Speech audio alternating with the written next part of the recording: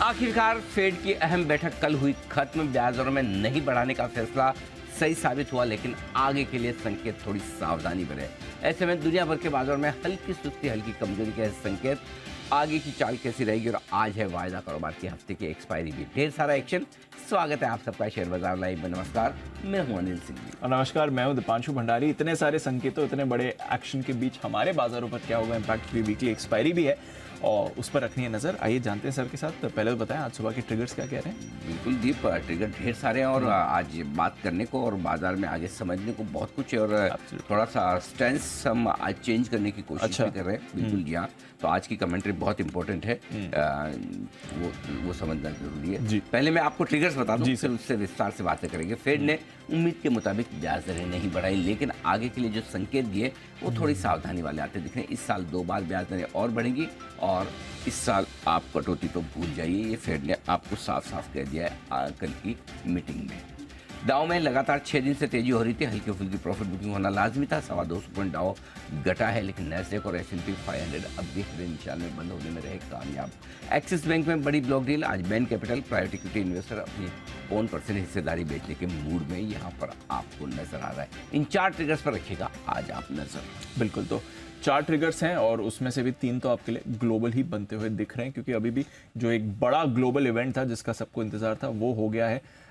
वैसे तो सर 15 महीने मार्च 2022 से जो शुरू हुआ था प्रोसेस, वो कल एक बार के लिए थमा है। 10 लगातार रेट हाइक्स के बाद एक थमते हुए दिखाए, बट वो खुशी नहीं आई पॉज की उतनी, क्योंकि फेड की कमेंट्री ने थोड़ा मूड बिगाड़ा। तो जरा बताइए क्या कुछ ऐसा कहा है फेड ने जिसकी वजह से हमें ध्यान रखना है सर। खुशी जैसा कुछ था नहीं कल की मीटिंग में एक्चुअली देखा जाए तो, क्योंकि ब्याज दरें नहीं बढ़ाएंगे तो फेड पर भी दबाव था।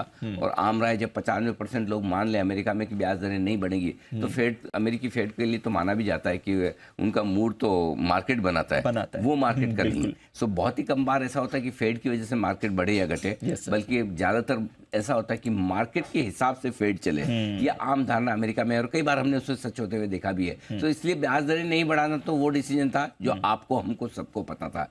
लेकिन उसके बाद क्या, और कल हम बार बार यही बात कर रहे थे कि वो आगे के लिए संकेत क्या देते हैं, कितना सावधानी भरा या कितना कॉन्फिडेंस भरा। तो कल के उनके आगे के संकेतों में कहीं कोई दूर दूर तक कॉन्फिडेंस नाम की चीज है नहीं। ये सबसे बड़ी, ये सबसे बड़ी इंपॉर्टेंट चीज है। कहीं आगे के लिए कॉन्फिडेंस नहीं है। 2-3 चीजें। पहली बात तो ये, उन्होंने ये साफ कह दिया कि 2 रेट हाइक, 2 बार और ब्याज दरें इस साल में बढ़ेगी। आप जून के मध्य में, दिसंबर तक आपको 2 रेट हाइक और देखनी है। जो इसका मतलब क्लियर है कि जुलाई के महीने में ही अगली पॉलिसी में अगर फिर से 1/4% बढ़ जाए तो अब आश्चर्य करने की जरूरत है नहीं। और अब 65% लोग मानना शुरू भी कर चुके हैं कि जुलाई में ये बढ़ जाएंगे। करेक्ट। तो पहली चीज तो ये कि अगली पॉलिसी में फिर से, मतलब ये थी, ये वही है कि भाई मतलब मैं आसमान से गिरा हूँ, खजूर में अटका हूँ, लेकिन जाना तो जमीन तक है ना। सो गिरना तो और है ही, उस तरह वाला मामला है। सेम उसी तरह से कि भाई ब्याज दरें तो और बढ़नी है और अगली पॉलिसी में ही बढ़ जाए तो कोई बड़ी बात नहीं। तो पहली चीज तो ये कि फेड चेयरमैन चाहते तो कह सकते थे हम डेटा देखकर आगे डिसाइड करेंगे कि हमें कब करना है, कितना करना है, लेकिन उन्होंने इस चीज से परहेज नहीं किया और साफ साफ कह दिया ना, हम तो 2 बार बढ़ाएंगे। साफ, एक तरह से अच्छा भी है। एक तरह से अच्छा भी है, एक तरह से अच्छा भी है कि उन्होंने साफ साफ कह दिया। एक तरह से ये भी अच्छा है कि जितना खराब कह सकते थे वो भी कह दिया। ये पॉजिटिव साइड पर है। लेकिन नेगेटिव साइड पर ये कि 2 बार ब्याज दरें बढ़ना तय है। दूसरी बात ये कि रेट कटौती, ये तो भूल ही जाइए इस साल। ये तो होगी तो अगले साल होगी। Yes sir. अब ये 2 चीजें, कटौती इस साल नहीं होगी, 2 बार बढ़ेगी। पॉजिटिव साइड पर यह है कि मैंने एकदम साफ बताया आपको इस बार, नहीं तो मैं हमेशा संकेत देता हूँ। अब लोगों को साफ सुनना पसंद भी आता है, ऐसा नहीं कि खराब है और लेकिन साफ है लेकिन खराब इसलिए खराब ही समझे। शायद यही वजह दीप की अमेरिकी बाजारों का रिएक्शन बहुत इंटरेस्टिंग रहा है। जो फेड की कमेंट्री के बाद जितना अमेरिकी बाजारों को गिरना चाहिए वैसा कोई रिएक्शन दिया नहीं। मैं वही पूछने वाला था, मतलब अगर ये कह रहे हैं 2 बार और हाइक होने वाला है, ये टेम्परेरी पॉज ही आप मानिए, तो फिर गिरावट तो कम है मतलब। हाँ, तो गिरावट कम होने का कारण यही है। और नैस्डैक और तो पॉजिटिव, नैस्डैक और S&P तो इनफैक्ट हम बार बार इसलिए कहते हैं S&P देखो, S&P तो हरे निशान में बंद हुआ है। तो नहीं गिरावट होने का कारण ये कि बाजार को क्लैरिटी पसंद आई है। मैं आपने साफ बता दिया ना, अब हमें पता है हमें क्या करना है। अगर मुझे यही नहीं पता कि क्या होगा, कब होगा, कैसे होगा, तो मैं कंफ्यूज हूँ जी। लेकिन फेड ने आपको साफ बोल दिया कि भाई कंफ्यूज मत रहो, मैं कह रहा हूँ ना 2 बार बढ़ेगी। 2 बार बढ़ेंगी। अब नो डाउट ये 2 बार की 1 बार भी हो सकती है, 3 बार भी हो सकती है, डिपेंड करता है कि महंगाई कितनी काबू में आती है। करेक्ट। लेकिन इससे ज्यादा साफ आउटलुक मैंने पॉलिसी पे फेड का हाल ही के दिनों में नहीं देखा है। Correct sir. मतलब बहुत साफ कहा है उन्होंने, इसकी प्रशंसा मैं करता हूँ पावेल साहब की, कि उन्होंने क्लियर कट इंडिकेशन दिए। अब आपको जो अपने हिसाब से करना है करो, मैंने मेरे हिसाब से बता दिया 2 बार और बढ़ना है, कटौती अगले साल। तो आई थिंक वो बाजार को पसंद आया है, इस वजह से बाजार का रिएक्शन एकदम सीमित था। न बॉन्ड यील्ड में बदलाव हुआ है। सोचो, अदरवाइज दीप एक बात बताओ, अगर ब्याज दरें बढ़ रही तो बॉन्ड यील्ड क्यों नहीं बढ़ रहे भाई? 380 पे ही है, 380 पे। डॉलर इंडेक्स आपका वहीं का वहीं पड़ा 103 के आसपास, वहां पे कोई खास बदलाव नहीं। तो आई थिंक मार्केट ने मेच्योर तरीके से रिएक्शन दिया है, और रिएक्शन देने के पीछे कारण क्लैरिटी का है। लेकिन मेरा ये समझना है कि बाजारों का रिएक्शन कम होने के पीछे कारण ये है कि शायद एक तो बाजार बड़े मजबूत मोमेंटम में है। S&P, नैस्डैक फिर से 14-15 महीनों की ऊंचाइयों पर पहुंच गए। डाउ लगातार 6 दिन बढ़ने के बाद अगर 200-250 पॉइंट घटता है, वो भी नीचे से 200 पॉइंट रिकवर होने के बाद 200-250 पॉइंट की गिरावट है, तो कोई खास गिरावट है नहीं। या ये आपके लिए संकेत साफ है। तो अमेरिका में कमजोरी कम होने का भी रीजन बता दिया मैंने, और पूरी क्लैरिटी के साथ जो फेड की पॉलिसी आई है वो बाजार को आगे के लिए अपने आप को एडजस्ट करने का समय दे रही है। तो मेरे ख्याल से कल के बजाय आज अमेरिका का रिएक्शन देखना इंटरेस्टिंग होगा, क्योंकि कल क्या है, जिस दिन इवेंट होती है ना उस दिन पोजीशनिंग के हिसाब से बहुत सारा ऊपर नीचे होता है। अब आज से जो अमेरिका का मूड माहौल बनेगा वो डायरेक्शन के लिहाज से बनेगा। करेक्ट। पोजीशन और डायरेक्शन दोनों अलग है। पोजीशन आपकी इवेंट के पहले और इवेंट के बाद की अलग होती है, डायरेक्शन इवेंट के बाद। अब आज से रिपोर्ट्स आएंगी अमेरिका में, जो मीडियम और लॉन्ग टर्म इन्वेस्टर्स वो अपना मूड बनाएंगे कि हमें अपने पोर्टफोलियो को कैसे अलाइन करना है। तो मुझे लगता है कि एक आध दिन और अमेरिकी बाजारों को आपको गौर से देखना चाहिए। मेरा ये समझना है थोड़ा पॉज लेंगे, अमेरिकी बाजार लेना चाहिए। फंडामेंटली इन संकेतों के दम पर थोड़ा सा पॉज लेना चाहिए, अमेरिकी बाजारों को थोड़ा रुकना चाहिए। तो हम जो फेड की बढ़ोतरी रोकने का जो फैसला है, पोज का जो फैसला है, वो थोड़ा तेजी के पोज के तौर पर भी देख सकते हैं। हाँ, वहां तो पोज किया, तेजी पर भी थोड़ा ब्रेक लग गया। अच्छा, ब्रेक ना भी लगे दीप, तो स्पीड तो धीमे अमेरिका की हो जाएगी, इसमें कोई डाउट नहीं होगी, धीमे 100%। ठीक है। हमारे लिए क्या मायने हैं सर इसके, जरा ये समझाइए, क्योंकि बड़ा इम्पैक्ट आता है सर सबके लिए। और उससे पहले एक्चुअली हमारे लिए एक इंटरेस्टिंग चीज और जो नोटिस हो रही है सर, एशिया के सेंट्रल बैंक्स अब थोड़ी अपनी चाल पर अलग हो चुके हैं। हमारे सेंट्रल बैंक पिछले 2 बार से पॉज कर चुका है। चीन में कल शॉर्ट टर्म लेंडिंग रेट्स घटे थे, आज सुबह मीडियम टर्म लेंडिंग रेट, छोटा ही कटौती हुई है बट कटौती हुई है। तो जो एक साथ पिछले 1-1.5 कोविड टाइम से सेंट्रल बैंक्स 3 साल से साथ में चल रहे थे, अब वो ब्रेकअप आउट थोड़ा होते हुए हमें दिख रहा है, डिपेंडिंग ऑन नेशन। तो पहली चीज तो ये देख के अमेरिका की जितनी चिंताएं हमारे किसी देश में है नहीं। हाँ। न महंगाई की है, न और कोई तरह की। जी करेक्ट। सो हम और एशियाई देश दूसरे वो उनके मुकाबले में कम चिंतित रहेंगे, ये बात है। लेकिन ऐसा कभी हुआ नहीं, बहुत जल्दी ऐसा होने वाला नहीं है कि हमारे गवर्नर साहब अमेरिका को पूरा इग्नोर करके पॉलिसी बनाए। सो अब पिछली पॉलिसी जब गवर्नर साहब ने दी, तब गवर्नर साहब को नहीं पता था कि 2 बार ब्याज दरें बढ़ेगी, किसी को नहीं था। Correct, right. तो अगली पॉलिसी में गवर्नर साहब अपना स्टैंड थोड़ा सा सावधानी वाला करेंगे, करना ही पड़ेगा। कि अगर 0.5% अमेरिका को ब्याज दरें बढ़ानी, तो पूरी दुनिया को उसके साथ एडजस्ट होना पड़ेगा। ये आज हो, कल हो, अगली पॉलिसी में हो, ये हम डिसाइड कर सकते हैं हमें एडजस्ट कब होना है। लेकिन हमें एडजस्ट होना है, ये मान के चलना पड़ेगा। सो आई थिंक सारी हमारी जो एक बेहतर पॉलिसी या एग्रेसिव पॉलिसी बन सकती थी, जिसमें हम जल्दी रेट कट की उम्मीद कर सकते थे, वो रेट कट की उम्मीद आपको अगर अक्टूबर में थी तो शायद आपकी दिसंबर तक टल जाए, वो पुश हो जाएगी। हाँ। बस। सो ये असर हम पर पड़ेगा ही पड़ेगा, इसमें कोई डाउट नहीं। सो ऐसा नहीं कि अमेरिका की पॉलिसी का असर दुनिया पर ना पड़े। सो भले ही एशियाई बाजार, एशियाई देश, हम हो, चाइना हो, बाकी लोग हों, वो एग्रेसिव पॉलिसी थोड़ी उनके मुकाबले में चल रहे हैं, तो वो एकदम मतलब इसका मतलब क्लियर कट है कि अमेरिकी फेड जब तक कॉन्फिडेंट नहीं है महंगाई को लेकर, और जब तक उनकी पॉलिसी एग्रेसिव है, हॉकिश है, डराने वाली है, तब तक हमारा हाल भी बहुत ज्यादा उछल कूद वाला नहीं हो सकता। हमें थोड़ा सावधानी से चलना पड़ेगा, ये क्लियर है। हाँ, और अमेरिकी बाजारों के लिहाज से हमारा कोरिलेशन देखें तो मैं यही कह रहा हूँ कि आजकल 1-2 दिन देख लीजिए, अमेरिकी बाजार फुल फ्लेज तेजी के मूड में आते हैं, तब तो ये मान के चलें कि वो क्लैरिटी आ गई, अब हमें पता है कितनी तेजी करनी है, और अगर थोड़ा सा ब्रेक लगता हुआ दिखे तो इसका मतलब क्लियर कट है कि बाजार थोड़े एडजस्ट कर रहे हो और नियर टर्म के लिए एक बार चल चुके हैं और यहाँ से हल्का फुल्का करेक्शन होकर, हल्के होकर और इवेंट के पहले भारी होकर गए, Yes, sir. तो उसके बाद तेजी करें। सो आई थिंक हम आज एक आध दिन में हम डिसाइड कर लेंगे। और मैं आपको याद हो तो मैं ये कह भी रहा था कि फेड की बैठक का फैसला भले ही बुधवार रात को आ जाएगा, गुरुवार को हम डिसाइड नहीं करेंगे, हम शुक्रवार को करेंगे। शुक्रवार को करेंगे, याद है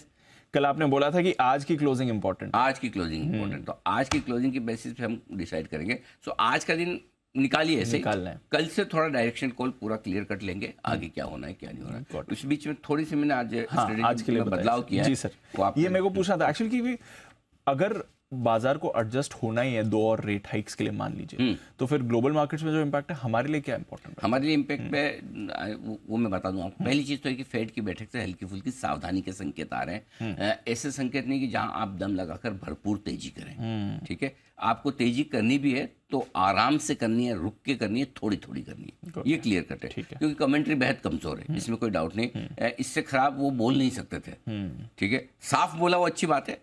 तो तीसरी चीज है कि आपको ऊपर के लेवल पे थोड़ी सावधानी रखनी।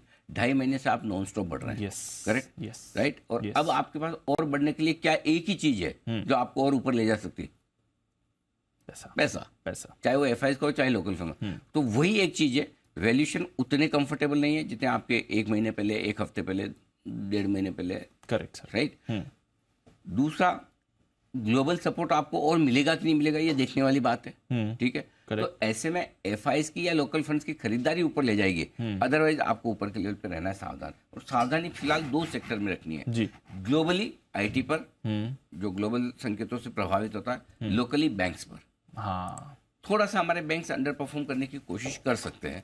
हाँ, सो इनमें भी मैंने एक नियम बनाया, नियम तो क्या बोलूंगा, एक मैंने फॉर्मूला बनाया कैसे करना है, सावधान कैसे करना है। पहली चीज, 18,450 के नीचे बंद होगा निफ्टी तो हमें सावधान होना है, और 43,650 के नीचे होगा बैंक निफ्टी बंद तो सावधान होना है। जिनको थोड़ा और पोजीशन सोचना है वो 43,000 का भी सोच सकते हैं, लेकिन 43,650 पे ही आपके 3 स्टॉप लॉस बनते हैं।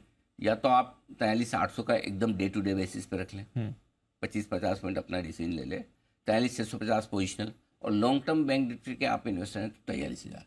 सिमिलरली निफ्टी में एकदम शॉर्ट टर्म इन्वेस्टर हैं आप 18,550, पोजिशनल है 18,450, और लॉन्ग टर्म इन्वेस्टर हैं 18,250। Got it. ये आपके 3 स्टॉप लॉस हो गए। तीनों अपनी पोजीशनिंग के हिसाब से स्टॉप लॉस गिन लो। इनमें से 3 में से जो आपको ठीक लेके लगा लो। जब तक ये स्टॉप लॉस आपके इंटैक्ट है तब तक आपको डरना नहीं फेड से, क्योंकि अल्टीमेटली स्क्रीन पर सौदा होना है। और अगर स्क्रीन कमजोर नहीं होती है, खरीदारी रहती है, पैसे की ताकत अगर बाजार को मजबूत रखती है, तो फिर आपको डरने की जरूरत नहीं। Exactly, right. फिर और तेजी होता है।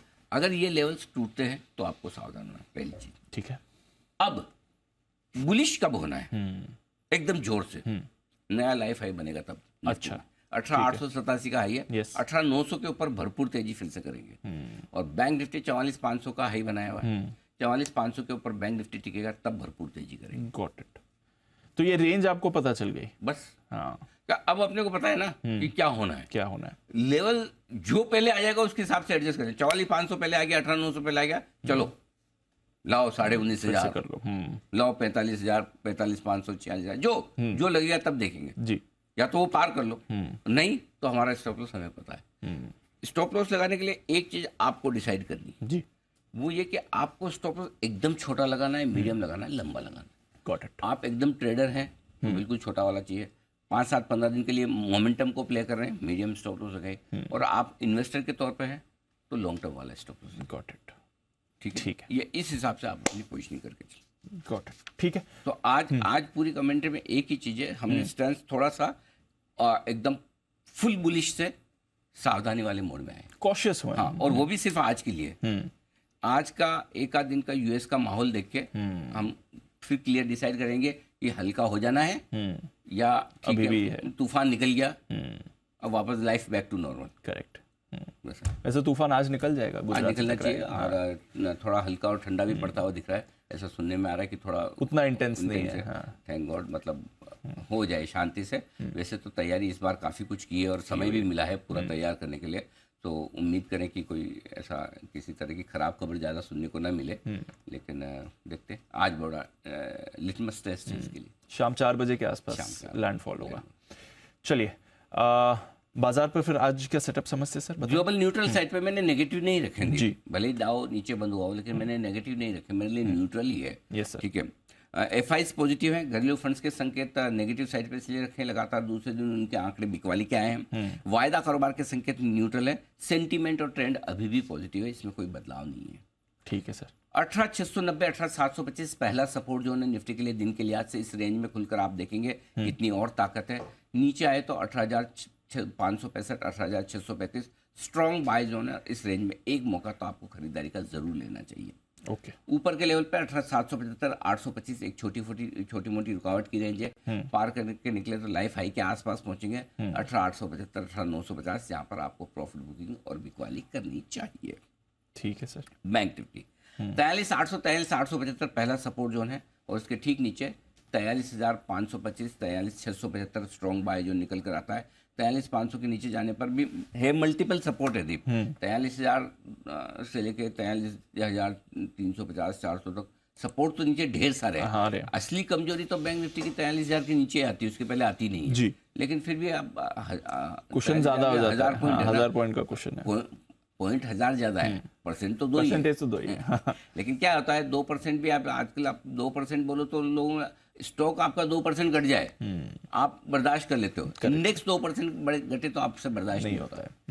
इंडेक्स 2% निफ्टी घटना मतलब 400 पॉइंट 400 पॉइंट घटते एकदम टेंशन हो जाता है। और यही स्टॉक आपने कोई लिया, स्टॉक 2% नीचे हो जाता है, हाँ ठीक है थोड़ा घटा है, वो माइंड सेट अलग, क्योंकि आप पूरा मार्केट घट रहा है, वहाँ खाली एक स्टॉक घट रहा है। करेक्ट। तो ये बड़ा फर्क है। सो इसलिए ये लेवल्स आपको ध्यान में रखने सपोर्ट के लिहाज से ऊपर 44,175 44,275 हल्की फुल्की रुकावट की रेंज, 44,325 से 44,475 परफेक्ट लेवल है, जहां प्रॉफिट बुकिंग जो आप करना चाहें लाइफ में बेचने के लिहाज से सब कुछ करिए। ठीक मैं बार बार इसलिए कब से बोल रहा हूँ, ऊपर में बेचिए, हमेशा बेचिए, बहुत सारे राउंड होंगे, कोई दिक्कत नहीं। जिस दिन 44,550 पार करके टिकेगा निकलेगा बंद होगा, काट लेंगे सारी शॉर्ट। करेक्ट। ठीक है। ओके, चलिए ये है आपके लिए इंपॉर्टेंट लेवल्स और आज के सारे संकेत जो आ रहे हैं।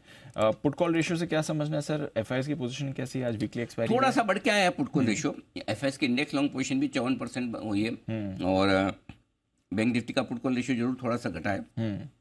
ठीक है, कोई खास बदलाव नहीं है। जो पोजीशन है स्टॉप लॉस आज भी छोटा ही रख रहा हूँ 18,550। ओके। इंट्राडे क्लोजिंग 18,550 ठीक है। और बैंक निफ्टी का 43,775, जिनको थोड़ा और नीचे लगाना है वो 43,675 का भी कर सकते हैं। आपके ऊपर है आपको क्या स्टॉप हो सकता है, थोड़ा बहुत आप एडजस्ट कर सकते हैं। ठीक है। शॉर्ट साइड पर 18,825 शॉर्ट साइड पर क्लोजिंग स्टॉप लॉस तो आपका कल ट्रिगर हो गया 18,725 का। इंट्राडे वाला 18,800 का था जो ट्रिगर नहीं हुआ। आज 18,825 रखिए, दोनों ही इंट्राडे और क्लोजिंग। और बैंक निफ्टी का तो आपको याद ही होगा, रट्टा मार लिया होगा 44,550 एक ही है। 44,550 जब तक अब पार ना हो तब तक बैंक निफ्टी में बड़ी तेजी नहीं करेंगे। राइट। बड़ी तेजी 44,550 के आप पार ही करेंगे, और जब तक वो नहीं है तब तक सेल ऑन राइज भी पक्का है, ऊपर में बेचना भी है। बस एक ही चीज है कि बैंक निफ्टी बढ़ नहीं रहा है लेकिन घट भी नहीं रहा। घट भी नहीं रहा। हाँ, घट भी नहीं रहा। लेकिन एक चीज दीप समझने वाली है बैंकों में, जिसकी वजह से मैं आज थोड़ा सा सावधान भी बोल रहा हूँ बैंकों को लेकर। एक ये कि बढ़ती ब्याज दरें या ब्याज दरें वाले का जब भी नेगेटिव इम्पैक्ट होता है तो बैंक थोड़े से रुकते हैं। पहला। दूसरा एक चीज इंटरेस्टिंग अगर आप देखें तो लगभग सारे प्राइवेट बैंक्स में अब सप्लाई आ रही है। मतलब भाव के हिसाब से आप देखिए कोटक ने स्टेक बेची जी, आज एक्सिस की ब्लो डी यस सर। धीरे धीरे के बैंक्स जो भी फंड रेज करना चाहते हैं वो फंड रेज कर रहे हैं, या जो बड़े इन्वेस्टर्स बेच के निकलना चाहते हैं वो बेच रहे हैं। सो बैंक्स में नो डाउट अर्निंग्स विजिबिलिटी है, ठीक ठाक है, सब कुछ ठीक है, लेकिन यहाँ सप्लाई पेपर की है। सो यहाँ डिलीवरी बिकने के लिए आ रही, तो अगर आपको समझिए आपको मोटा खरीदना है एक्सिस बैंक, तो मैं एक्सिस बैंक अगर मुझे डील में मिल रहा है तो मैं स्क्रीन से क्यों खरीदूंगा? करेक्ट।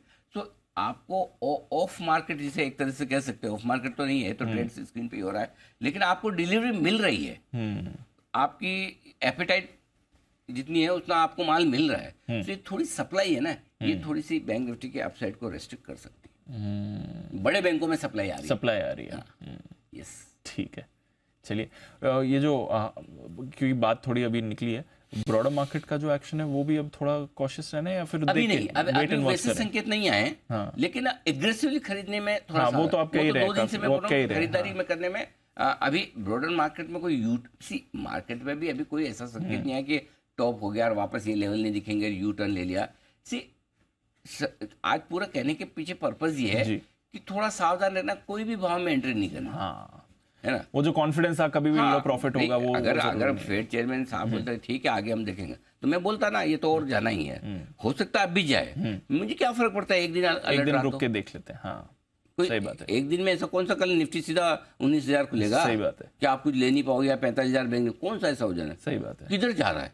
यहीं पर है, अटका तो पड़ा है। हर रोज जिस भाव में आपको लेना भाव मिलता है, हर रोज आप प्रॉफिट बुकिंग करो ऊपर तो वापस नीचे भी मिलता है। तो ऐसा हड़बड़ी क्या है? मेरा पॉइंट सिंपल है, देखो दीप, इस मार्केट में जब आप पैसा कमाने के लिहाज से आते हो तो एक मतलब मंत्र है, गांठ मान लीजिए, आपको पैसा कमाना आपकी पहली प्रायोरिटी होनी ही नहीं चाहिए, ये आपकी दूसरी प्रायोरिटी है। पहली क्या है? पैसा बचाना। वो ज्यादा इंपॉर्टेंट है। बचेगा तो कमाओगे। तो पहली प्रायोरिटी पैसा बचाना है। तो बचाओगे कैसे? जब सही वक्त पर सही स्टॉक में पैसा लगाओगे। राइट, एंट्री सही होनी चाहिए। कोशिश करें, 100% तो कोई कर नहीं पाता, हम भी नहीं कर पाते, कोई नहीं कर पाता कि एकदम सही टाइमिंग करे कि यहीं से मार्केट ठीक होना है। कभी कभार जब आपको एंट्री पॉइंट सही मिल जाता है तब आप पूरा अच्छे से पैसा कमा सकते हैं। 16,800 17,000 पे एंट्री पॉइंट मिल गया तो आप पूरी रैली राइड कर पाए। Right, correct. इसी तरह से अगर वही वाली बात है, फिर हाइस पे आकर आप अटक गए तो वो पूरा नीचे का जब मौका मिलेगा ले ही नहीं पाएंगे। तो अपने तो पहले से पार्किंग होके रखी है ना, जगह कहाँ है जगह और सो इसलिए अभी थोड़ा सा हल्का सावधान होना है बस, और कुछ नहीं। हर कुछ नहीं खरीदना है, हर किसी दाम पे नहीं खरीदना, हर कभी नहीं खरीदना। खरीदेंगे सब कुछ ठीक है। इसलिए आपने बहुत अच्छा सवाल पूछा। मिड कैप स्मॉल कैप में अभी तक कोई रिवर्सल के संकेत नहीं है, लेकिन हम हर कुछ भी नहीं खरीदेंगे, हर किसी दाम पे नहीं खरीदेंगे। कॉशियस रहेंगे, थोड़ा ध्यान रखिए। ठीक है, नई पोजीशन सर बताएं। नई पोजीशन में देखिए दीप, खरीदना है निफ्टी 18,600 660 की रेंज में आज मौका मिले तो जरूर एक ट्राई कर लीजिए। 690 के आसपास भी आप सोच सकते हैं, लेकिन 700 के नीचे बेसिकली खरीदने की रेंज में आप आ जाते हैं। 18,550 का स्ट्रिक्ट स्टॉप लॉस है क्लोजिंग बेसिस पर। 18,690 725 दो छोटे टारगेट, 750 775 दो मीडियम टारगेट और 815 के फाइनल टारगेट के लिए करनी है खरीदारी। बेचना चाहते हैं शौक फरमाए। 775 से 875 की रेंज में कल बेचने की बात कही थी, आज भी वही रेंज है। कल 870 का हाई बनाया था दीप, लगभग उसी रेंज से घुमा है और आज भी इस रेंज में मौका मिले एग्रेसिव ट्रेडर्स के तौर पर खरीदिए। स्टॉप लॉस आपका लाइफ हाई के ऊपर होगा 18,925 का। टारगेट जो बनेगा 18,725 और 690 दो छोटे टारगेट, 660 635 दो मीडियम टारगेट, 600 565 के फाइनल टारगेट के लिए करिए बिकवाली बी। डन। बैंक निफ्टी खरीदो। ओके, एक तो हमारी स्टैंडर्ड रेंज है, सेम टू सेम बनी हुई है। 43,675 43,825 हो सकता है आज आ जाए। आए तो एक चांस तो यहाँ लेना है। हाँ, भले हम कितने कोशिश हो इस रेंज को, तो मतलब जब ऊपर की रेंज में इतना बार बार बेचने की राय, जब मजबूत सपोर्ट रेंज में आए तब लेना भी है, लेना तो बनता है। बिल्कुल, नहीं लेंगे तो बैंक निफ्टी के साथ नाइंसाफी हो जी। तो थोड़ा ले लीजिए, ज्यादा ही थोड़ा लीजिए, टुकड़ों में लीजिए। 825 पे थोड़ा, 675 पे थोड़ा, और दो टुकड़ों में ले लीजिए। Got it. 500 का स्टॉप लॉस थोड़ा दूर का है, वही लगाइए। और अगर ऐसे लेने में डर लगे तो ऑप्शन ले लीजिएगा, ठीक है ना। ये हो गया आपका स्टॉप लॉस 43,500, टारगेट 43,875 925 दो हैं छोटे, 975 44,025 दो medium, 44,075 125 final target. Thank you very much. Got it sir. और आज एग्रेसिव ट्रेडर्स के लिए खरीदारी की राय नहीं दी है ना, आज थोड़ा कॉशियस। आज मैं आराम से, मैं कोई ज्यादा काम करने के मूड में नहीं, ये समझ लो आप बस। एक मिनट, अच्छा आशीष आपने सुना तो नहीं? नूपुर आशीष नहीं, किसी ने नहीं सुना। सबके सब अपने अपने काम में बिजी लगे हैं सारे। आप तीनों ने कुछ नहीं सुना? सुना क्या? ज्यादा काम करने के मूड में। हाँ, ये अलर्टनेस होनी चाहिए। इसका मतलब क्या है? हमें ज्यादा काम करना है। एग्जैक्टली। ऐसी टीम होनी चाहिए, मतलब भावनाओं को समझिए। तो आज मैं कहूँगा आप ज्यादा करेंगे। Yes sir. Okay, man in black लग रहे तीनों एकदम। Very good. हाँ, तो चलिए, सो ये है आपके लिए राय बिकवाली की भी। कहाँ थे हम? नहीं, बिकवाली बेचनी, बिकवाली पे बानी खरीदारी की। इस रेंज में आएगा तो खरीदना है, नहीं तो हमें कोई हड़बड़ी जल्दबाजी आज नहीं। हम वेट एंड वॉच में देखेंगे मार्केट के दौरान। जो लोग बेचना चाहते हैं 44,175 से 44,375 की रेंज में टुकड़ों में बेचे। थोड़ा 175, थोड़ा 275, थोड़ा 375, 3 टुकड़ों में बेचना है आपको। 44,550 का स्ट्रिक्ट स्टॉप लॉस होगा, थोड़ा दूर का है लेकिन वही बनता है। टारगेट जो बनेंगे नीचे के 44,075 और 44,025 दो छोटे टारगेट हैं। 43,950, 43,875 दो मीडियम टारगेट है। 43,825, 750 और 675 तक के फाइनल टारगेट के लिए करनी बिकवाली भी। और दीप आज कुछ लोग मुझे ट्वीट करके बोल रहे अचानक से आपने स्ट्रेंथ क्यों चेंज किया, तो मैं आपको बता दूं कि चेंज नहीं किया है, खाली सावधानी करा है। और ये मैं इस लिहाज से, आपको याद होगा 3-4 दिन पहले जब आपके IIP नंबर मजबूत थे, इन्फ्लेशन हमारा घट कर आया और उस दिन SGX निफ्टी ढीला दिख रहा था और खुले भी एकदम फ्लैट थे। तो मैंने बोला कि मौका तो फंड आपके, जब आपके पास कुछ नंबर्स ऐसे हैं जिनके दम पर मार्केट इमीडिएट रिएक्शन ना दे, वो तो बहुत बढ़िया बात है। करेक्ट सर, आपको मौका दे रहा है कि आप अपने आप को एडजस्ट कर लो। तो इसलिए हम थोड़ा सा सावधानी वाले मामले में, बाकी और कुछ नहीं। गॉट इट, ठीक है, थोड़ा सावधानी रखिए, बाकी और कोई परेशानी नहीं। उससे पहले डेटा भी है, डेटा में थोड़ा बता देता हूँ। बैन लिस्ट में एडिशन हो गया है जी एंटरटेनमेंट का, बाहर कोई नहीं आया है। तो BHEL, Manappuram, Indiabulls, India cement, IEX, Delta corp और जी 7 हो गए। हाँ, हमारा पुराना इंडिकेटर होता था ओवरहीटेड मार्केट का उतने उस 11-12 के लेवल पर नहीं आए, बट हाँ 7 हो गए, धीरे धीरे बढ़कर। इस पर रखिए नजर। डेटा सर, FIs की तरफ से कैश में तो अच्छी खरीदारी आ रही है, हालांकि रोज कुछ बड़ी डील्स भी हो रही हैं। कैश में अच्छी खरीदारी, इंडेक्स में भी 750 करोड़ का ठीक ही खरीदा है। 600 करोड़ के स्टॉक बेचे, तो नेट FIs के नंबर बहुत मजबूत है। बाजार को बचाएंगे यही। सो अल्टीमेटली की ट्रिगर जो है ना आपकी ग्लोबल नहीं है, की ट्रिगर FIs का नंबर है। अगर FIs का नंबर बना हुआ है तब तो कोई टेंशन नहीं। देखो पैसा है अल्टीमेटली, तो आप कितने ही अच्छा और खराब बोलो ना, अगर समझो बहुत खराब खबर आ गई और किसी को खड़े होकर लेना, जाओ मैं ले रहा हूँ, लाओ, ठीक है, बेचने वाला कितना बेचेगा, पूरी इक्विटी बेच देगा क्या? लेकिन अगर खरीदने वाले की ताकत है तो लेगा। सो अल्टीमेटली FIs ले रहे हैं, ताकत है, तो बाजार फिर घटेगा कैसे? जब हाथ खींचेंगे तो वो देखना होगा कि फेड की मीटिंग के बाद वो हाथ खींचते हैं यानी वो आज समझ में आएगा। इसलिए मैं आपको कल मैंने पहले ही भांप लिया था ये, मैंने कहा एक दिन हाथ में रख लो। वीकली एक्सपायरी भी है, FIs का मूड भी देख लो, सारी चीजें एक साथ। हाँ, तो इसलिए बट अदरवाइज डेटा ठीक है। लोकल फंड ने 650 करोड़ का बेचा, कोई खास दिक्कत वाली बात है नहीं। ठीक है सर, डेटा के लिहाज से 18,700 सबसे इंपॉर्टेंट है। पहली चीज आपको अच्छी खबर बता दूं, जब तक आप 55 पॉइंट नीचे रहे और खुले तब तक डरना मत, क्योंकि आप कमजोर 18,700 के नीचे से ही माने जाएंगे। क्यों? 18,700 के पुट पर 1,60,00,000 शेयर है, हाईएस्ट ओपन इंटरेस्ट है। 18,700 के कॉल पर भी 83 लाख शेयर है। तो जैसे आप 50-55 पॉइंट नीचे आते हैं, 18,690, 18,700, आपका जो कॉल राइटर है वो शॉर्ट कवरिंग करेगा, और पुट राइटर जो दबाकर पुट बेच के बैठा है वो बोलेगा मैं तो डरता नहीं जी, 50-75 पॉइंट तो ऐसे मैंने रोज देखे, आजकल रोज देखता हूँ, उससे मुझे डर नहीं लगता। 150-200 घटाओ तो जानू, वो तो ताकत दिख नहीं रही आज घटने की। करेक्ट, इसलिए 18,700 आपके लिए मेक और ब्रेक लेवल है। बैंक निफ्टी वही एक ही है, 44,000। मतलब कुश्ती लड़ रहे हैं रोज, मतलब जनरली तो बॉक्सिंग में और 10 राउंड में फैसला आ जाता है, रेसलिंग में, पहलवानी में भी 5 में आ जाता है। इनका तो 50 राउंड हो गए, फैसले ही नहीं आ रहे हैं। मतलब वैसे हाल है। 44,000 पे अटका पड़ा है बैंक निफ्टी, इतने दिन हो गए। तो 44,000 के पुट पर 53 लाख शेयर है, कॉल्स में 65 लाख शेयर है। नीचे इमीडिएटली 43,800 सपोर्ट है, ऊपर इमीडिएटली 44,200 रुकावट है। ये 400 पॉइंट की रेंज है, ये किधर तोड़ेगी तो थोड़ा 125 पॉइंट का मूव और आएगा। 43,800 के नीचे 43,675, 43,200 के ऊपर 44,325, 350। डन। ओके सर, चलिए ये है आपके लिए सारे के सारे इंपॉर्टेंट लेवल्स और आज के स्ट्रैटेजी भी। स्टॉक्स पर भी फोकस है, आइए लेते हैं अनिल जी से स्टॉक ऑफ द डे।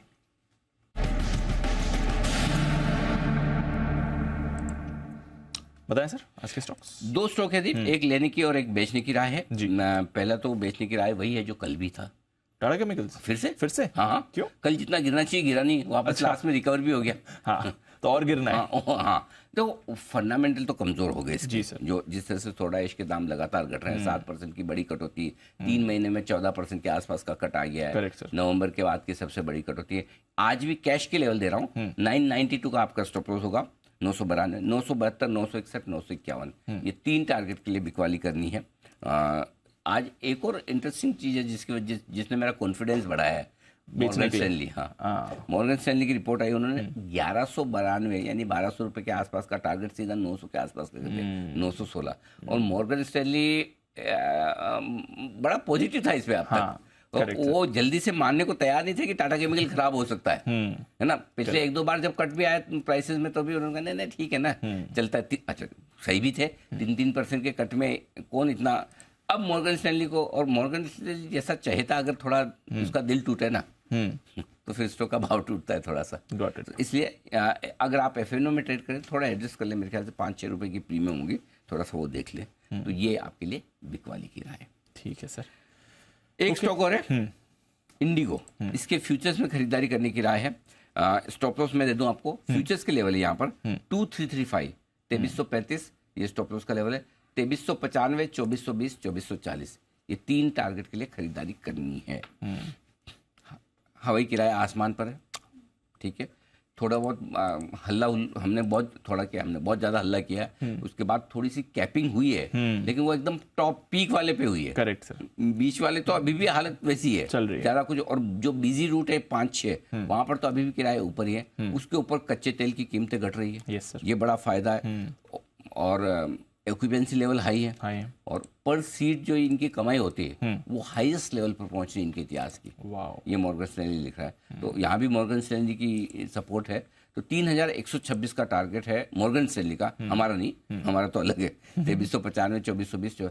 एक ही रिस्क है इसमें कि गंगवाल फैमिली जो प्रमोटर है वो अल्टीमेटली स्टेक बेचेगी। वो कब बेचेगी पता नहीं, वो जब बेचेगी तो वो एक थोड़ी सी रिस्क होगी जहां स्टॉक रुकेगा, लेकिन वो जब बेचेगी तब भी हमारा व्यू ये रहेगा कि जहां वो बेचेगी वहां से खरीदारी का मौका बनेगा। खैर फिलहाल हम तो आज की बात कर रहे हैं, तो आज खरीदने का मौका इंडिगो में बन सकता है। ओके, तो चलिए इंटरग्लोब इंडिगो इस पर करें खरीदारी। थोड़ा सुस्त हुआ था, प्रमोटर स्टेक सेल को ओवरहैंग था, बट इतने सारे पॉजिटिव हैं उसके सामने, रखे नजर। और टाटा केमिकल्स कल के बाद आज भी इस पर प्रेशर दिख रहा है। आइए और स्टॉक्स पर भी करते हैं बातचीत। कुशल, नुपुर और आशीष हैं तैयार। कुशल, मॉर्निंग बताएं ट्रिगर्स और खबरें आज की। मॉर्निंग दीप, ट्रिगर्स में आज जी एंटरटेनमेंट फोकस में रहने वाला है। सबसे पहले तो यहाँ पर सेबी का जो ऑर्डर आया था उसके अगेंस्ट में सैट में हियरिंग होने वाली है, तो इस पर फोकस कर रखिए। साथ ही टीसीएस ने जो फाइनल डिविडेंड दिया था 24 रुपये प्रति शेयर का, ये एक्स डेट होगा। Varun beverages stock split announcement जो की थी 10:5 में, 10 का 5 होने में, और यहाँ पर ये एक्स डेट इसकी भी है। डीएसी की बैठक होने वाली है। यूएस से ड्रोन खरीद के साथ कई डिफेंस टेक्नोलॉजीज ट्रांसफर पर सहमति बन सकती है, तो इस पर भी फोकस करिए। और ईसीबी की पॉलिसी भी आने वाली है ग्लोबल इवेंट के लिहाज से। न्यूज़ के हिसाब से एक्सिस बैंक फोकस में रहने वाला है। यहाँ पर एक बड़ी ब्लॉक डील होने वाली है, इसके जरिए बेन कैपिटल, जिसकी करीबन 1.3% हिस्सेदारी है, वो करीबन 0.75% हिस्सेदारी आज ब्लॉक डील के जरिए बेच सकता है। और ये जो है मौजूदा भाव से 0 to 1.4% के डिस्काउंट पर यह डील संभव है। कुल मिलाकर ये 2200 करोड़ रुपए की डील होने का अनुमान लगाया जा रहा है एक्सिस बैंक में। ओके, तो बड़ी ब्लॉक डील होने वाली है एक्सिस बैंक में, इस पर रखनी है आपको नजर। नुपुर, मॉर्निंग बताएं आपके पास कौन सी खबरें हैं? Good morning. सबसे पहले हीरो मोटोकॉर्प, जहां पे एक और लॉन्च आते हुए दिखा है कंपनी की तरफ से। कंपनी ने नई एक्सट्रीम 160 RV बाइक लॉन्च की है। 3 वेरिएंट में इसे लॉन्च किया जाएगा। साथ ही साथ इसकी जो शुरुआती कीमत है वो 1,27,000 के आसपास की एक शोरूम प्राइस है।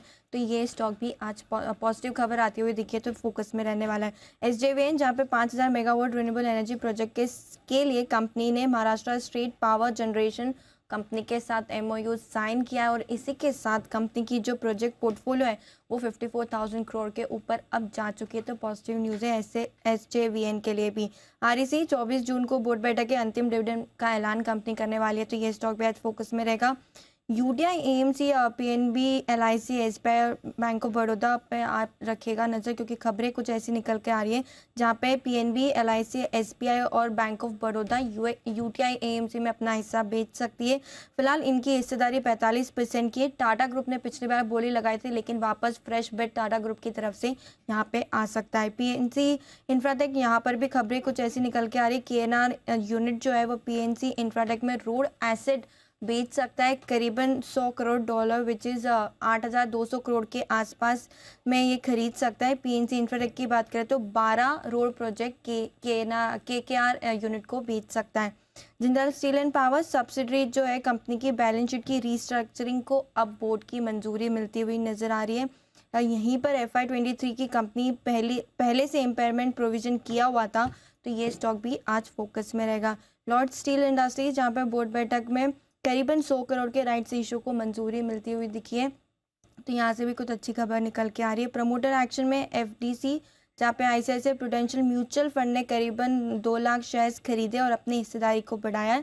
13 जून को ये ट्रांजैक्शन किया गया था सेकेंडरी मार्केट के थ्रू, तो ये स्टॉक भी आज फोकस में रहेगा। तो चलिए, ये है आपके लिए कुछ इंपॉर्टेंट खबरें। कुशल, कुछ और खबरें और फंड एक्शन भी है, जरा बताएं इसके बारे में।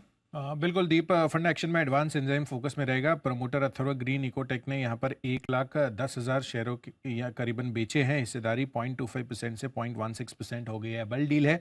वी मार्ट मांजा होल्डिंग ने लगभग 3.5 लाख शेयरों की यहाँ पर खरीदारी की है। इक्विटी में 1.7% हिस्सा 1990 रुपये प्रति शेयर के भाव पर, और अब इनकी होल्डिंग जो है 8.54% हो गई है। साथ ही CDSL यहाँ पर प्रमोटर BSC ने लगभग 47.5 लाख शेयर बेचे हैं और ये इक्विटी के हिसाब से 4.5% स्टेक होता है 986 रुपीज़ के भाव पर। और यहाँ पर इनका जो हिस्सा है 20% से घटकर 15.46% अब हो चुका है। उसके अगेंस्ट में ICICI प्रूडेंशियल ने लगभग 5.3 लाख शेयरों की खरीदारी की है 985 पर। डी-लिंक इन्वेस्टर आशीष कचोलिया ने लगभग 3.7 लाख शेयर्स यहाँ पर बेचे हैं 228 रुपये प्रति शेयर के भाव पर। आवास फाइनेंशियल्स में भी स्मॉल कैप वर्ल्ड फंड की बिकवाली है लगभग 13 लाख शेयरों की 1350 रुपये प्रति शेयर पर। और अंत में संगम इंडिया, यहाँ पर सतपाल खट्टर ने लगभग 9 लाख शेयर बेचे हैं 268 रुपये पर। उसके अगेंस्ट में माधुरी मधुसूदन केला ने 8.5 लाख शेयरों की खरीदारी की है 268 सेम प्राइस पर। ओके, तो ये है आपके लिए कुछ बड़ा फंड एक्शन। कई सारे छोटे मझोले स्टॉक्स हैं जहां पर आपको फंड एक्शन होते हुए दिखा है, इस पर भी करेंगे फोकस। आइए जानते हैं आज की ब्रोकरेज रिपोर्ट्स आशीष के साथ FIR में।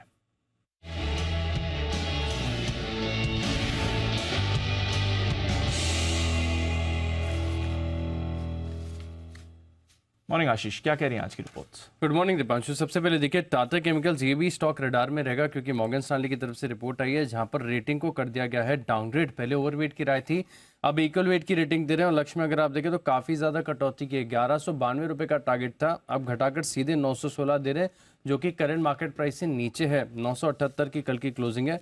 और ये मान रहे कि लगातार अगर आप देखें तो 3 महीने से कीमतों में कटौती देखने को मिल रही है। और जो नई कैपेसिटी बढ़ रही है, इससे ये खतरा है कि आगे भी आपको प्राइस कट्स देखने को मिल सकते हैं। इसी के चलते इन्होंने FY24 के EPS अनुमान में 5% और FY25 के EPS के अनुमान में 6% की कटौती की है। JSPL यहाँ पर आज खबर है कि इन्होंने एक अपनी मॉरिशस सब्सिडरी है, इसकी बैलेंस शीट में रिस्ट्रक्चरिंग की है। इसके बाद रिपोर्ट आई है सिटी की तरफ से, जहाँ पर एक खरीदारी की राय दे रहे हैं। 541 की क्लोजिंग है, 650 का टारगेट है। और ये मान रहे कि इस रिस्ट्रक्चरिंग के बदले में ऑलरेडी इन्होंने Q3 FY23 में प्रोविजनिंग कर रखी थी और इसका टैक्स बेनिफिट भी यहाँ पर इन्हें मिला है। HCL टेक यहाँ पर सिटी की तरफ से रिपोर्ट है, न्यूट्रल की रेटिंग को बरकरार रखा है। 1136 की क्लोजिंग, करंट मार्केट प्राइस से नीचे का टारगेट 1035 रुपए का। यहाँ पर ये मान रहे की ग्रोथ आपको देखने को मिल सकती है। काफ़ी सारे सेगमेंट्स ऐसे जहाँ पर ग्रोथ रहेगी। अपोलो हॉस्पिटल्स पर आई है और इनफैक्ट पूरी जितनी हॉस्पिटल और हेल्थ केयर स्पेस है, यहाँ पर रिपोर्ट्स आपको देखने को मिली है JP मॉर्गन की तरफ से। और इसके पीछे का कारण ये मान रहे कि जो ग्रोथ प्रोस्पेक्ट्स हैं काफ़ी प्रॉमिसिंग है। साथ में अगर आप देखें तो ओवर द ईयर्स प्रॉफिटेबिलिटी में भी काफ़ी सिग्निफिकेंट इंप्रूवमेंट देखने को मिला है। इनिशिएट किए यानी कवरेज की शुरुआत की ओवरवेट की रेटिंग के साथ अपोलो हॉस्पिटल 5950 का टारगेट, 5009 की क्लोजिंग है।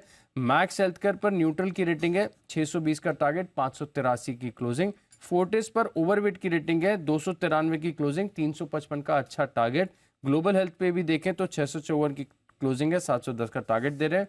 इंटरग्लोब एविएशन यहाँ पर भी देखिए मॉर्गन स्टैनली ने ओवरवेट की रेटिंग को बरकरार रखा है, 2356 की क्लोजिंग है, 3126 रुपए का टारगेट दिया है। और ये मान रहे हैं कि काफ़ी अच्छा इंप्रूवमेंट यहाँ पर आपको देखने को मिला है रियलाइजेशंस को लेकर और सब कुछ काफ़ी बढ़िया है। वैल्यूएशन के लिहाज से भी अगर आप देखें तो मान रहे कि 33% की अपसाइड यहाँ पर देखने को मिल सकती है। और डालमिया भारत यहाँ पर जेफरीज खरीदारी की राय दे रहे हैं, लक्ष्य 2400 से बढ़ाकर इन्होंने 2490 कर दिया, 2197 की क्लोजिंग है। और अंत में टाइटन यहाँ पर मैक्वायरी ने आउट परफॉर्म की रेटिंग को बरकरार रखा है, लक्ष्य 3200 से बढ़ाकर 3300 कर दिया। ओके, तो ये है वो सारी की सारी रिपोर्ट जिन पर आज रहेगा एक्शन। बड़ी इंटरेस्टिंग रिपोर्ट्स आज आई हैं, देखते हैं आगे किस तरह से बढ़ते हैं हम आगे। आइए आगे बढ़ने के लिए तैयार है एक्सपर्ट्स का दमदार पैनल। वक्त है पिक ऑफ द डे का।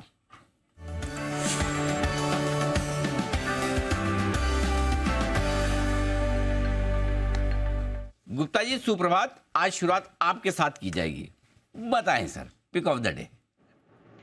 सुप्रभात अनिल जी, सुप्रभात सभी को।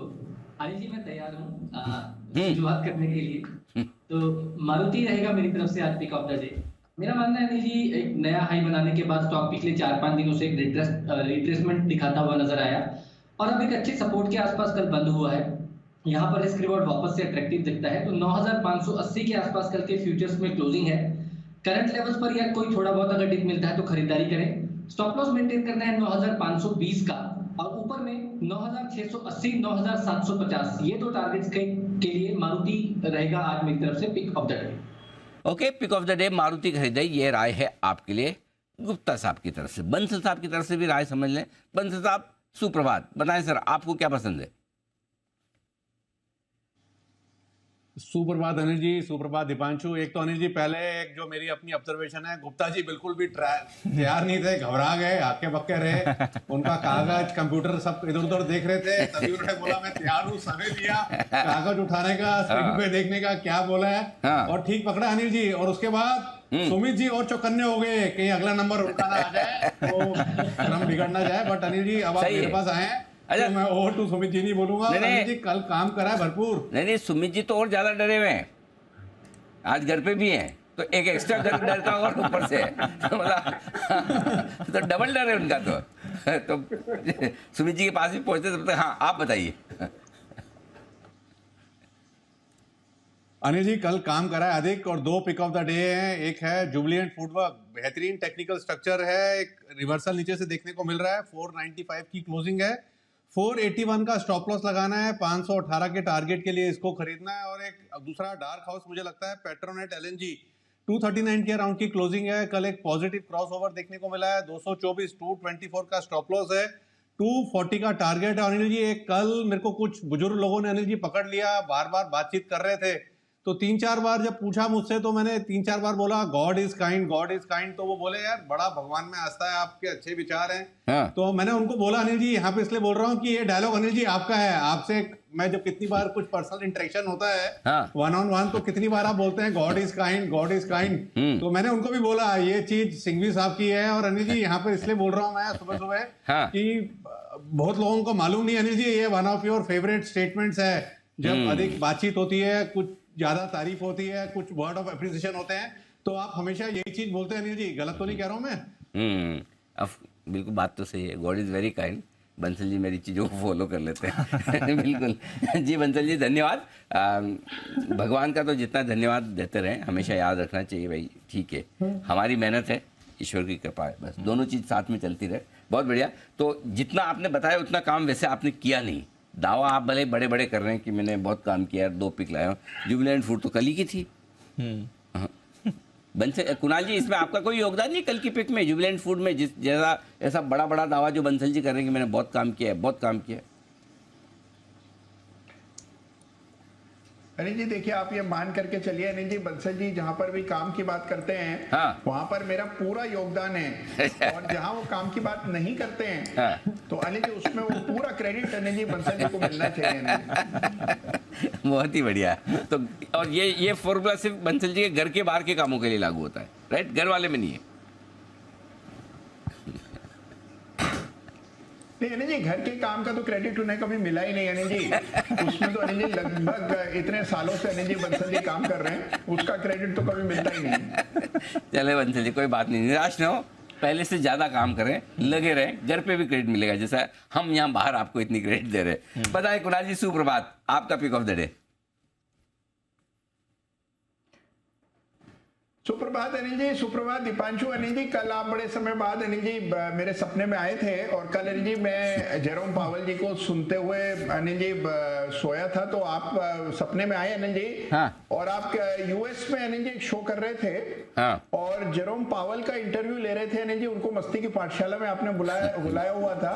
हाँ। और वो भी हंसने लगे थे अनिल जी। सबसे बड़ी समस्या मेरी है कि वो व्यक्ति हंसते ही नहीं है बिल्कुल, ऐसा लगता है उनको देखकर हमेशा थोड़े चिढ़े रहते हैं। तो अनिल जी इकोनॉमी अच्छा कर रही हो तो भी उन्हें परेशानी है, इकोनॉमी खराब कर रही हो तो वैसे ही वो परेशान है। तो अनिल जी कौन सी स्थिति में वो खुश होंगे, ये मेरे मन में भी जिज्ञासा थी। तो अनिल जी आपके शो में आकर, मस्ती की पाठशाला में आकर ही वो खुश हुए, ये सपना आया था अनिल जी कल। मैं समझ गया, इनडायरेक्टली आप मुझे कह रहे हैं बहुत टाइम हो गया, मस्ती की पाठशाला हुई नहीं, कर लीजिए। कुणाल जी, मैं आपका मैसेज पढ़ चुका हूँ, समझ चुका हूँ। जल्दी ही इस पर एक बड़ी कमेटी बिठाई जाएगी हमारी टॉप मैनेजमेंट की, जो इस पर अपनी रिपोर्ट 6 महीने में पेश करेगी उस पर जल्दी हम फिर उसके बाद डिसीजन भी ले लेंगे। धन्यवाद। नहीं, लेकिन सोचा जाए कोई बढ़िया सा अच्छा सा टॉपिक और मौका देखकर, लंबा समय हो गया, एक बार की जाएगी मस्ती की बात। अच्छा आइडिया है। बताएं सर, अब आज का पिक ऑफ द डे। अरे जी देखिए, आज एक केमिकल स्टॉक को मैंने चुना है पिक ऑफ द डे में, और उसकी वजह यह है कि इसमें क्लियर ब्रेकआउट और बड़ा वॉल्यूम बिल्डअप देखने को मिल रहा है। स्टॉक का नाम है सुदर्शन केमिकल, जिसमें एक ब्रेकआउट 500 रुपए के ऊपर आता हुआ दिखा। मुझे लगता है कि स्टॉक 560 570 के लेवल्स आपको दिखाएगा, तो 495 रुपए पर एक स्टॉप लॉस रखकर खरीदारी करने की राय है। पहला टारगेट ही 535 रुपए का, इवेंचुअल टारगेट 550 रुपए। सुदर्शन केमिकल में करें खरीदारी। कैश मार्केट का पहला स्टॉक आया आज पिक ऑफ द डे के तौर पर। सुमित जी भी है तैयार अपने पिक के साथ। सुप्रभात सुमित जी, बताएं सर। नमस्कार अनिल जी, गुड मॉर्निंग। अनिल जी, जो आज का पिक है वो है एमजीएल। एमजीएल के अंदर मोमेंटम बना है। महानगर गैस लिमिटेड, ये स्टॉक के अंदर यहाँ से ऊपर का मूव देखने को मिलना चाहिए। कल एक स्मार्ट मूव नीचे की तरफ से देखने को मिला था, तो ऐसा लग रहा है कि ये मूव कंटिन्यू रहना चाहिए। तो 1040 1047 के आसपास इसके अंदर खरीदारी करके चलने का सलाह रहेगा। महानगर गैस के अंदर स्टॉक का जो नीचे में सपोर्ट और स्टॉप लॉस बनेगा वो 1020 के आसपास बनेगा। तो 1020 के स्टॉप लॉस से एमजीएल के अंदर खरीदारी करके चलने का सलाह रहेगा। ऊपर के अंदर जो टारगेट देखने को मिल सकता है, पहला टारगेट 1090, दूसरा टारगेट 1100। एमजीएल में खरीदारी करें 1020 के स्टॉप लॉस से 1090 और 1100 के टारगेट्स के लिए। ओके, तो ये है आपके लिए एमजीएल, जहां पर आपको रखनी है नजर। ये भी आपके एक्शन में काउंटर रह सकता है। एक्सिस बैंक, ये भी रेडार पर रहने वाला है। इसमें ब्लॉक डील होने वाली है। बेन कैपिटल करीब 5% हिस्सा एक्सिस बैंक में आज बेच सकता है। स्टॉक भी रिसेंटली थोड़ा एक्शन में था। कल थोड़ा वैसे भी प्राइवेट बैंक्स पर दबाव था और एक्सिस बैंक पर हमने वीकनेस भी देखी थी। आई थिंक हो भी चुकी है डील। तो चलिए बात करते करते जो प्री ओपन विंडो है उसमें ये ब्लॉक डील आपको होती हुई भी दिख रही है। कल की क्लोजिंग से करीब 1.5% तक के डिस्काउंट पर ये डील होने वाली थी। प्राइस अभी थोड़ी देर में पता चल जाएगा, बट एक चार्ट चेक तो ले ही लिया जाए। हिमांशु जी, एक्सिस बैंक सर। जी दीपांशु, देखिए one of those private sector leading private sector bank का स्टॉक है जो कि लगातार हायर हाइज हायर लोज बना रहा है, अपने ऑल टाइम हाइज के आसपास है। तो मुझे लगता है कि एनीवेज अगर कोई डिप स्टॉक में मिलता है इस डील के चलते 960 रुपए के आसपास एक इंपॉर्टेंट सपोर्ट है। वहाँ जो पहला सपोर्ट जोन है, मेरा मानना है कि उन लेवल से वापस से स्टॉक में थोड़ी सी खरीदारी देखने को मिल सकती है। एग्जिस्टिंग पोजीशंस होल्ड करें। क्लोजिंग बेसिस पर मेरा ऐसा मानना है कि 945 948 रुपए का स्टॉप लॉस रहना चाहिए, और अगर इस डील के चलते कोई डिप मिलता है 960 955 के आसपास, तो मुझे लगता है कि वो खरीदारी का एक अच्छा मौका होगा। ओके, तो ये है आपके लिए एक्सिस बैंक, जहां पर आपको एक्शन आते हुए दिख सकता है। नजर रखते हैं, देखते हैं इस ब्लॉक डील के बाद प्राइस पर क्या इंपैक्ट आपको आते हुए दिखेगा। ओके, एक्सिस बैंक रहेगा। आईसीआईसीआई कोटक पर भी रखिए नजर, यहाँ पर भी रिसेंटली एक्शन हुआ है। हीरो मोटोकॉर्प, ये भी थोड़ा आपको मोमेंटम में दिखा है। अनिल जी के तो खैर लॉन्ग टर्म के लिए पॉजिटिव व्यू है ही। एक नई बाइक इन्होंने लॉन्च की है, एक्सट्रीम 160R। ये बाइक लॉन्च की है, करीब 1.25 लाख का एक्स शोरूम प्राइस है हीरो मोटोकॉर्प की इस बाइक का। कुणाल जी, चार्ट एक बार देखें। आई थिंक कल थोड़ा कंसोलिडेट हो रहा था 2930 के पास। कोई राय आज के लिए सर? देखिए, जिस तरह का चार्ट स्ट्रक्चर है स्टॉक पे हमने एक बहुत अच्छी शार्प रैली देखी है दीपांशु। मुझे लगता है कि अभी भी बहुत पोटेंशियल है, और हीरो मोटोकॉर्प जरूर एक रेजिस्टेंस के सामने रुका हुआ है। ये रेजिस्टेंस लगभग 3000 रुपए के आसपास है, और हमने देखा कि 2-3 बार अटेम्प्ट हुआ 3000 के ऊपर टिकने का, लेकिन हर बार बिकवाली के दबाव से शेयर कुछ फिसल कर नीचे बंद होता है। तो एक बार ये 3000 को कॉन्कर कर लेगा तो मुझे लगता है कि फिर यहाँ 3300 3500 तक के मूव देखने को मिलेंगे। तो चार्ट बहुत स्ट्रांग है, 3000 के ऊपर नई खरीदारी की राय। ओके, तो चार्ट बहुत स्ट्रांग है, 3000 के ऊपर नई खरीदारी की भी राय है। नजर रखते हैं हीरो मोटोकॉर्प, ये काउंटर भी रेडार पर रहेगा। आरईसी, सुमित जी एक बार आरईसी का चार्ट देख लें सर। 24 तारीख को बोर्ड बैठक है, अंतिम डिविडेंड पर ये विचार करने वाले हैं। क्या कहती है इसकी चार्ट सर? देखो, मेरे को ऐसा लग रहा है कि स्टॉक के अंदर एक अच्छी तेजी देखने को मिली है, तो ये तेजी तो कंटिन्यू रहनी चाहिए। बस सिर्फ थोड़ा सा प्रॉफिट बुकिंग, छोटा सा डिप एक आ सकता है स्टॉक के अंदर, क्योंकि पिछले करीब एक महीने के अंदर लोअर लेवल से स्टॉक ने ऑलमोस्ट 25-30 रुपए का मूव दिखा दिया है। तो थोड़ा सा प्रॉफिट बुकिंग एक बार आ सकता है, जो स्टॉक को नीचे में 145 146 तक लेके जा सकता है। ऐसा अगर कोई भी डिप आता है तो स्टॉक में खरीदारी करके चलने का सलाह रहेगा। ऊपर के अंदर 157 158 का लेवल टूटता है तो 165 से 175 रुपए तक के लेवल आने वाले कुछ हफ्तों के अंदर आरईसी में देखने को मिल सकते हैं। तो डिप में इसमें खरीदारी करके चलने का ही सलाह रहेगा। ओके, डिप में खरीदारी करने की सलाह है। आरईसी, इस पर रखिए नजर। डिविडेंड देने जा रहा है, इस पर भी रेडार पर रहेगा। करीब 1.9 करोड़ शेयर्स के सौदे जो होने वाले थे एक्सिस बैंक के, वो हो चुके हैं। बेन कैपिटल की तरफ से जो हिस्सा बिकना था वो आपको होते हुए दिख रहा है। चलिए, ब्लॉक डील हो गई है, रखेंगे इसको रेडार पर।